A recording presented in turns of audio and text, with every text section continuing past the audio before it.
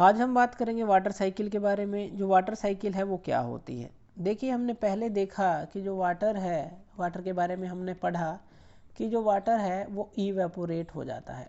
Evaporate ये कहाँ से होता है? इवेपोरेट ये होता है जो हमारी वाटर बॉडीज़ हैं। वाटर बॉडीज़ क्या हैं?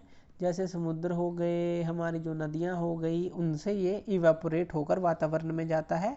और वातावरण में जाकर जो है फिर जो इवापरेट होता है, एयर जो गर्म है ऊपर जाती है, हमने पूरा देखा था, बादल बनते हैं, फिर रेन होती है यानी कि बरसात होती है, और ये जो है ऊपर जाते हैं। अब देखिए, अगर इसके अंदर देखें कि जो सी है या रिवर्स हैं, इनके अंदर से तो वाटर इवेपरेट हो ही रहा है इस तरह से, तो ये तो सूख जाने चाहिए हमारे, लेकिन ये सूखते नहीं हैं।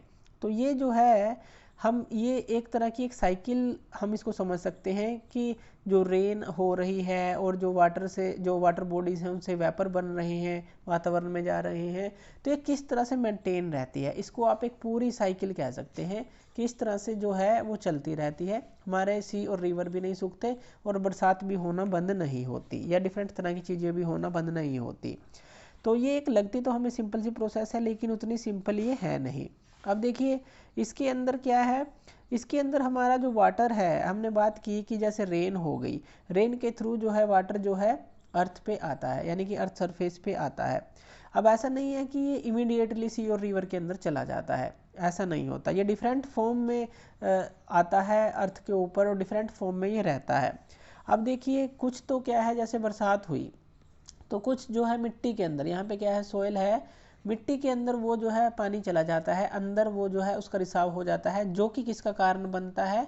जो अंडरग्राउंड वाटर है उसका कारण बनता है। अंडरग्राउंड जो लेवल है वो मेंटेन रहता है। अंडरग्राउंड लेवल का मतलब क्या है? जैसे पहले जो है नलके होते थे, अब जो है आज पंप आ चुके हैं जिससे अंडरग्राउंड वाटर को बाहर निकाला जाता है। पहले कुएं खोदते थे, तो अंडरग्राउंड वाटर जो है फ्रेश वाटर होता है जो हम यूज़ करते हैं। तो पहला तो वाटर जो है यहाँ पे रिसता है, इस तरह से इसका रिसाव होता है।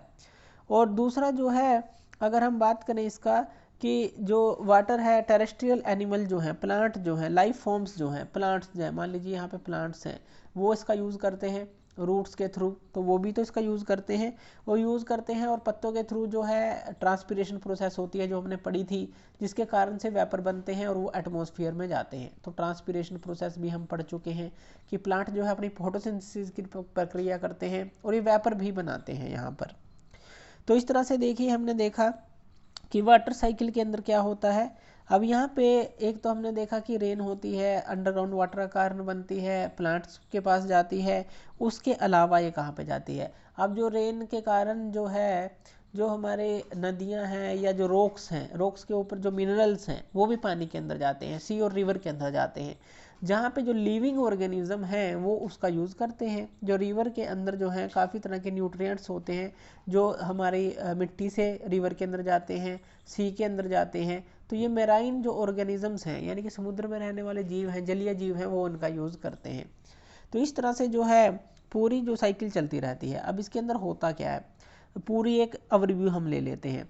सबसे पहले तो होता है इवेपोरेशन। इवेपोरेशन यानी कि जो वेपर बनते हैं। इवेपोरेशन का मतलब क्या है? वेपर बनना, जो पानी है उनका वेपर बनना।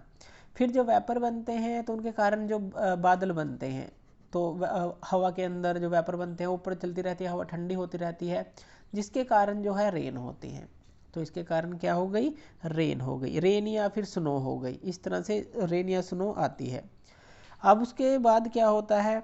उसके बाद जो है ये कुछ तो वाटर के पार्टिकल जब सन की रेडिएशन पड़ती है हवा में ही रहते हैं, और जो कुछ जो वेपर है यहाँ से जाते हैं, हमारे जो हमारे पेड़ पौधे होते हैं ट्रांसपिरेशन करते हैं, कुछ जो जीव रेस्पिरेशन करते हैं वो छोड़ते हैं।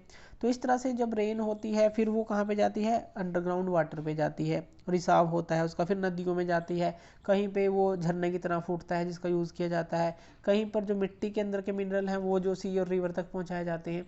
इस तरह से पूरी जो वाटर साइकिल है, अगर आप देखें, एक सिर्फ ये रेन और इवेपोरेशन का कम्बिनेशन नहीं है, ये अगर हम बात करें तो काफ़ी कम्प्लेक्स प्रोसेस होती है कि इवेपोरेशन के कारण जो है बादल बने, बादल से फिर रेन हुई। सिर्फ यही नहीं, रेन के बाद क्या क्या हुआ, कहाँ कहाँ पर पानी गया, उसने कहाँ कहाँ पर हेल्प की, ये पूरी एक वाटर साइकिल के अंदर ही आती है। तो ये थी हमारी water cycle. Thank you video देखने के लिए। और ज़्यादा इसी तरह की वीडियोज़ के लिए आप हमारे चैनल ज्ञान लो पे हमें सब्सक्राइब कर सकते हैं। धन्यवाद।